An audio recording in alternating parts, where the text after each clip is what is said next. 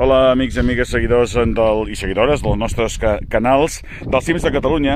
Avui hem vingut fins a la Vilanova de Meià. No es veu des d'aquí la població, aquí d'amagada, però sí que l'hem vist amb unes vistes panoràmiques esplèndides al fer la pujada. Estem a la comarca, bonica comarca de la Noguera, i aquest és el cim del Cogulló, de 1.003 metres. Estem al Montsec de Meià, que es coneix, i just a l'altre costat, amb una ruta que van fer impressionant fa uns mesos, el Montsec de Rúbies, amb la Roca Alta, el Tossal de Mirapallars, el Tossal de Terrades, em penso que es deia, no me'n recordo ben bé, i l'Opeladet.